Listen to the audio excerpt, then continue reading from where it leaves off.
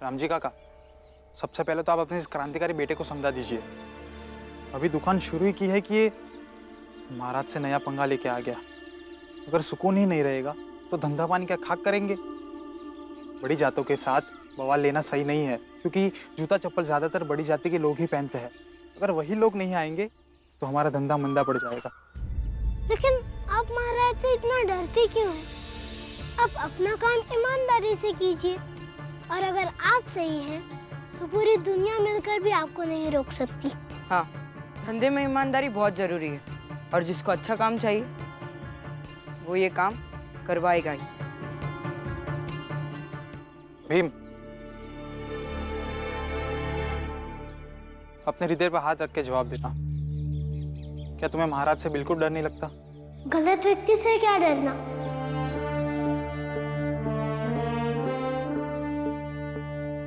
भीम सही कह रहा है। चलो बेटा।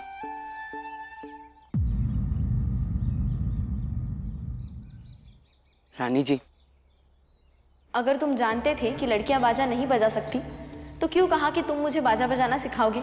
कि इसी बहाने आप मुझसे मिलेंगी, मुझसे बात करेंगी, मेरे साथ वक्त बिताएंगी, क्योंकि आपके साथ वक्त बिताना मुझे बहुत अच्छा लगता है। मुझे माफ कर दीजिए अगर मैंने कुछ गलत कहा हो तो। गुस्सा मत कीजिए, मैंने तो बस वही कहा जो मेरे मन में था। सुनिए ना, बताइए ना कि ये माफ किया या नहीं। आप ऐसे नाराज रहेंगी तो मुझे अच्छा नहीं लगेगा। मुझे अच्छा नहीं लगेगा, इसके बारे में तुम्हें पहले सोच लेना चाहिए था। तुम्हें समझ नहीं आता कि मैं शादीशुदा हूँ, मेरा पति है। अगर मुझे पहले पता होता कि तुम्हारी नीयत ऐसी है तो मैं तुमसे कभी बाजा बजाने सीखने नहीं आती। आइंदा से मुझसे बात करने की कोशिश मत करना और दूर रहना मुझसे।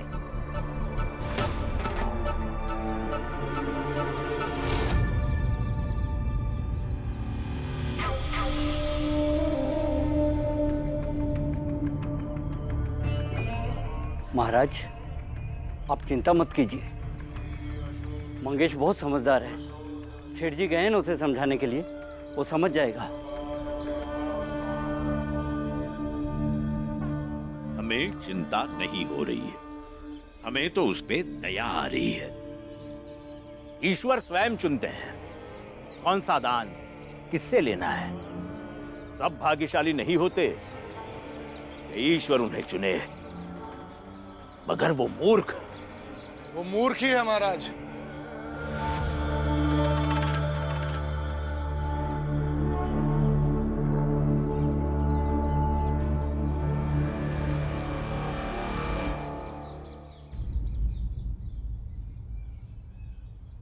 महाराज, मैंने मंगेश को कितना समझाया कि वो जमीन ईश्वर के नाम लिख दे,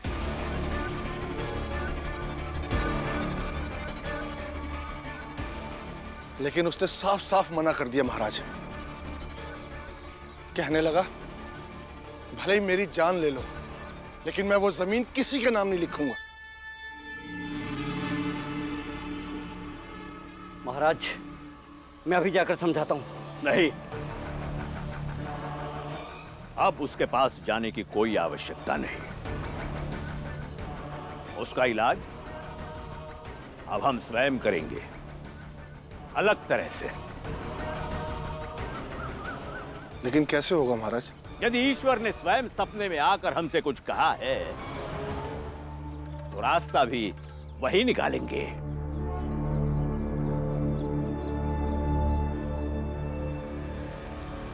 भीमराव, भीमराव, क्या हुआ? भीमराव कहाँ है?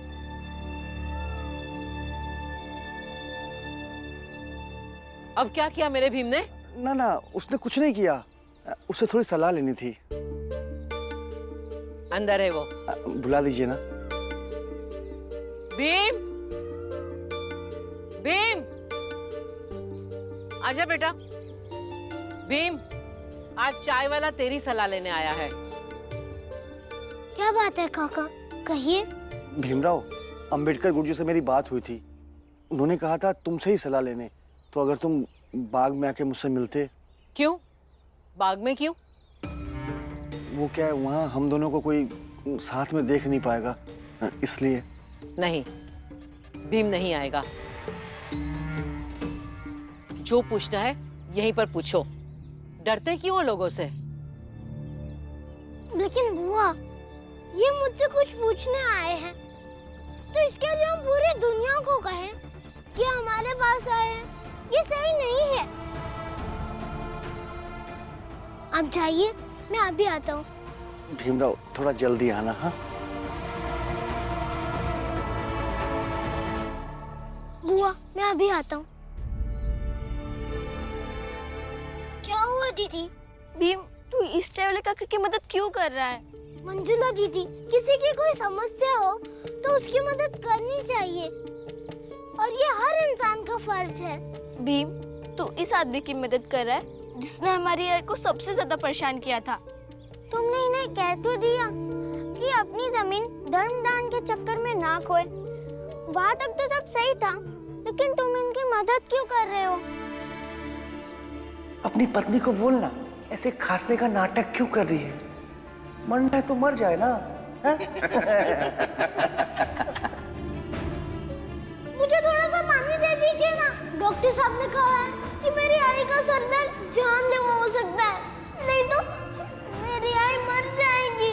हम समझते हैं भीम बेटा, लेकिन फिर भी नहीं दे सकते। एक खुशखबरी सुन लीजिए, ये भीमा भाई है ना, इसको ईश्वर ने ऐसा रोक दिया है कि बस 1-2 दिन में इसका मामला साफ है। अपना मत सोचो, सबका सोचो। देख भैया, तुझे खुश रहना है, जीवन में बहुत बहुत काम करना है, अपनों के लिए नहीं, दूसरों के लिए।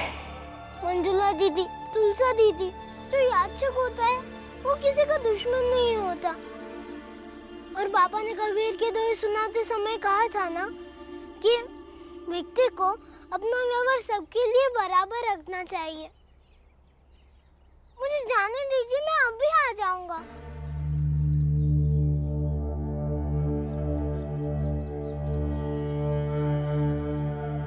तुलसा, मंजुला, जाने दो इसे। ये कोई अलग मिट्टी से ही बना हुआ है। किसी को तकलीफ में देखकर ये चैन से नहीं बैठेगा, और ये कोई साधारण इंसान के लक्षण नहीं है। इसीलिए तो ये मेरा भीमराव है।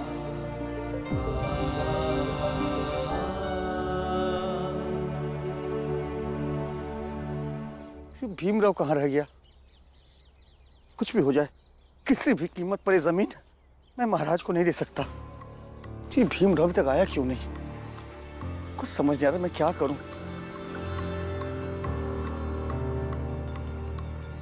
अगर महाराज मुझसे ये जमीन ले लेंगे तो मैं अपनी बेटी की शादी कैसे करवाऊंगा? कुछ समझ नहीं आ रहा, क्या करूं मैं, क्या करूं? काका, भीमराव, भीमराव तुम आ गए? तुम्हें आते हुए किसी ने देखा तो नहीं ना? नहीं काका, आप अपनी समस्या बताइए। भीमराव, तुमसे बात करने के बाद सेठ जी मेरे पास आए थे और मुझे समझा रहे थे कि महाराज ने उनसे कहा है कहने के लिए कि अगर मैं ईश्वर की मर्जी की अवहेलना करूंगा तो ईश्वर मुझे सचेत करेगा, समझाएगा। अगर मैं फिर भी नहीं माना तो ईश्वर मुझे दंड देगा। अब तुम ही कोई उपाय बताओ भीमराव, मैं क्या करूं? भीमराव, कुछ भी करो, मेरी जमीन को महाराज से बचा लो भीमराव।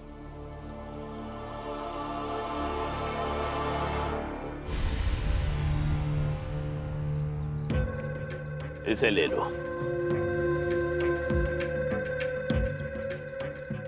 और जाकर उस चाय वाले मंगेश के जमीन के किसी भी हिस्से में इसे गाड़ देना, ताकि कल सुबह हम स्वयं इसे निकालेंगे और सारे लोगों को यह बताएंगे कि ईश्वर ने हमें स्वप्न दिखाया था और यह संकेत दिया था कि ईश्वर उसी जमीन को चाहते हैं। जी महाराज। और हाँ, ये काम सबसे छुपते छुपाते रात को करना, ताकि कोई तुम्हें देख ना पाए। जी महाराज।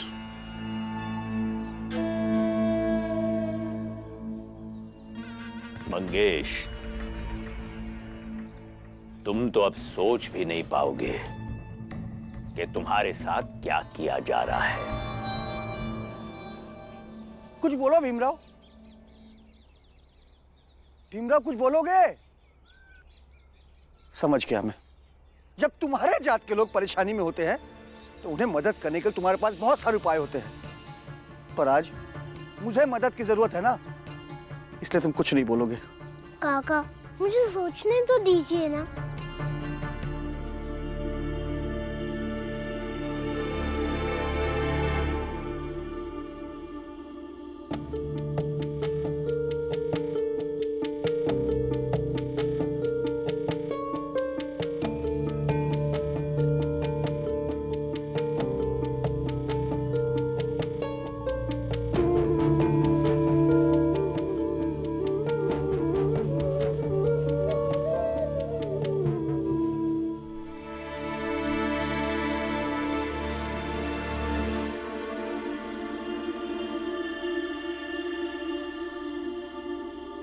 सो गई तुम? हो गया तुम्हारा पैर दबाना? काम चोर कहीं की। इतने देर से दबा रही थी, पता ही नहीं चला दबाते दबाते कब नींद आने लगी। पता ही नहीं चला? नहीं समझ आया कि तुम्हारा पति दिन भर काम करके आया है, थक गया होगा, उसकी थोड़ी सेवा कर दूं, लेकिन नहीं, लगे खर्राटे लेने। आप चिल्ला क्यों रहे हैं? कर तो रही हूँ ना मैं। लाइए मैं दबा देती। छोड़ो, नहीं दबाना कोई पैर पे। जाओ जाओ यहाँ से। तुमसे शादी नहीं की होती तो मेरी ये हालत नहीं होती।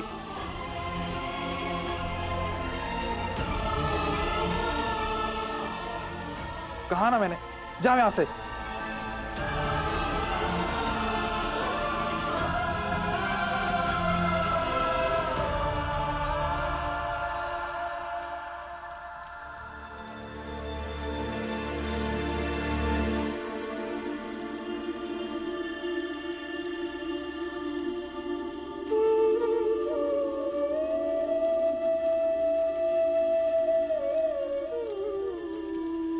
इतनी रात को रानी जी बाहर क्या कर रही हैं?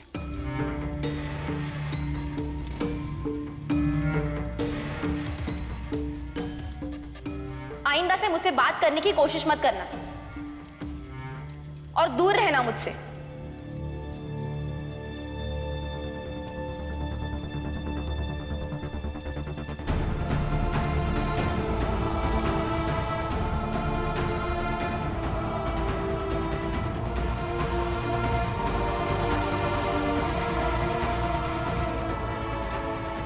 आप इतनी रात को बाहर? क्या हुआ? आप उदास क्यों हो? बताइए ना, क्या हुआ? मैंने कहा था ना तुमसे कि मुझसे बात मत करो। जाओ यहाँ से, सो जाओ। और मैं ठीक हूँ, कुछ उदास उदास नहीं हूँ। जाओ।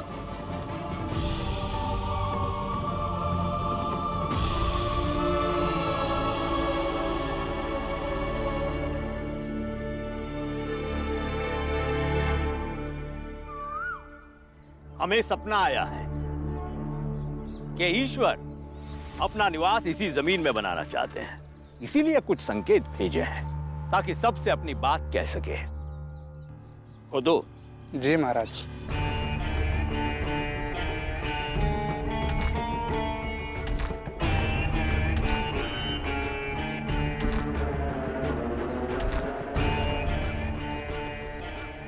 अरे वाह महाराज, ये तो चमत्कार हो गया। निकालो इसे।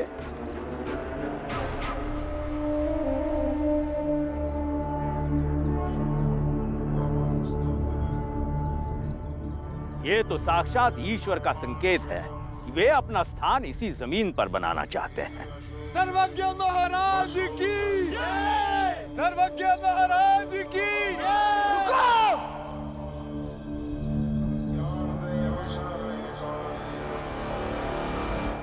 आप लोग मेरी जमीन में क्या कर रहे हैं? देख नहीं रहे हो? तुम्हारी जमीन से यह कलश निकल आया है और इसके गवाह ये सारे लोग हैं। मंगेश, ये जमीन ना तुम्हारी ना तुम्हारे भाई की है, ये जमीन अब ईश्वर की है। हाँ मंगेश, अब तुम्हारा और तुम्हारे भाई का इस जमीन पर कोई अधिकार नहीं है। अपना हक छोड़ना पड़ेगा। अरे क्यों छोड़ना होगा? मंगेश चिल्लाओ मत, देख नहीं रहे हो तुम्हारी जमीन से कलश निकला है। ये ईश्वर ने महाराज को स्वप्न में आकर बताया है कि ईश्वर को तुम्हारी जमीन पसंद है और इसी जमीन पर ईश्वर अपना निवास स्थान बनाना चाहते हैं। अरे तुम तो भाग्यशाली हो।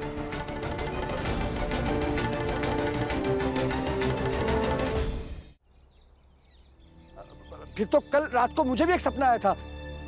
ईश्वर ने मुझे भी एक संकेत दिया है, दिखाता हूँ आप लोगों को।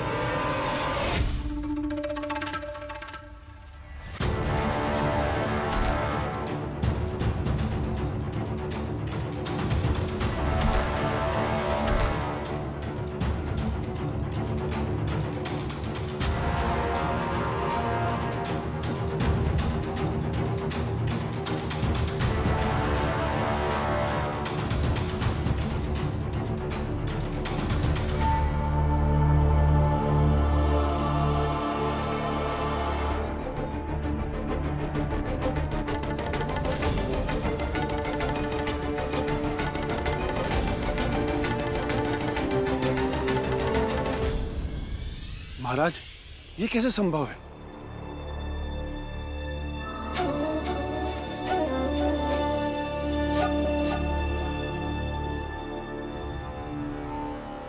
ये देखिए कलश।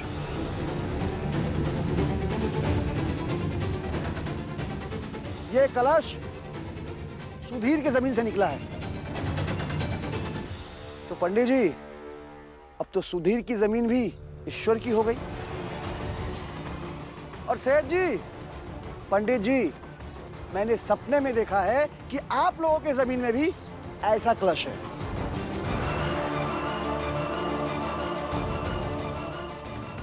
कि तो सारी जमीन ईश्वर की हो गई ना।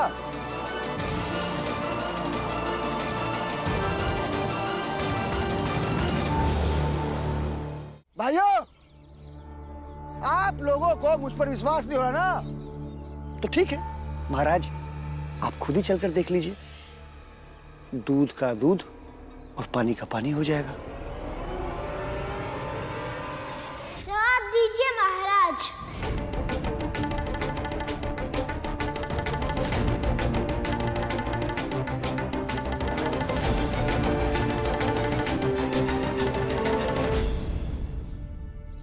अरे भीमराव, क्या सोच रहे हो?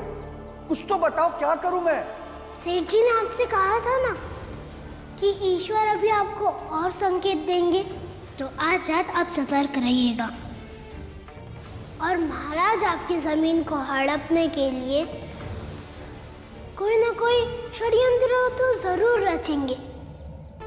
तो वो जो आपकी जमीन में करेंगे, आप भी दूसरे की जमीन में वही कीजिएगा। और खास करके सेठ जी और पंडित जी की जमीन में। सेठ जी, पंडित जी, ये काका जो उस जमीन के मालिक हैं, और ये सारे लोग आपको वो जमीन दे देंगे? अगर हाँ तो आगे बात कीजिए, वरना वापस लौट जाइए। ए पेद्दी, कुछ भी बके जा रहा है? हाँ, जिसकी जमीन से कलश निकलेगा वो सारी जमीन ईश्वर की है। इसमें तर्क क्या है? पंडित जी, कुछ कीजिए, वरना हम सबकी जमीन हाथ से निकल जाएगी। ऐसे कैसे कह सकते हैं महाराज आप? ईश्वर सिर्फ आपके स्वप्न में आके संकेत दे सकते हैं। ईश्वर को सबके सपनों में आके थोड़ी संकेत देंगे। ये तो मंगेश नौटंकी कर रहा है। हाँ महाराज, और मेरी जमीन से भी कलश निकला है, लेकिन ये ईश्वर का संकेत नहीं हो सकता। ये झूठ बोल रहा है। ये सब तो अपनी अपनी जमीन बचाने में लगे हैं।